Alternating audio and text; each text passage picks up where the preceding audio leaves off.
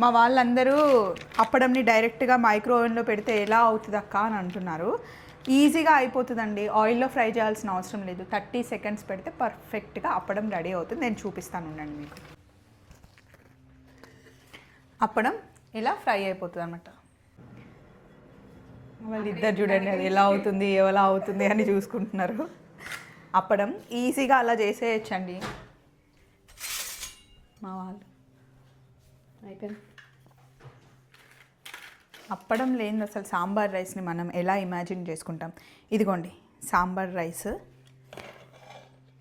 ఎంత కావాలంటే అంత తినొచ్చు. ఇందులో రైస్ ఎంత ఉందో పప్పు కూడా అంతే ఉంది. ఫుల్ వెజిటేబుల్స్ వేసి తయారు చేసామన్నమాట. చూడ్డానికి చాలా యమ్మీగా కనిపిస్తుంది కదా. ఈజీ ప్రాసెస్ అండి, చాలా సింపుల్గా. ఈరోజు మా ఫస్ట్ రెసిపీ. అసలు పనే అవ్వట్లేదు. మామూలుగా ఈ టైం కల్లా 12 o'clock కల్లా మేము 3 to 4 రెసిపీస్ చేసేవాళ్ళం.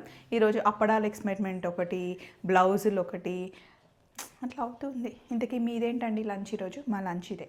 చలో మరి, బాయ్ బాయ్.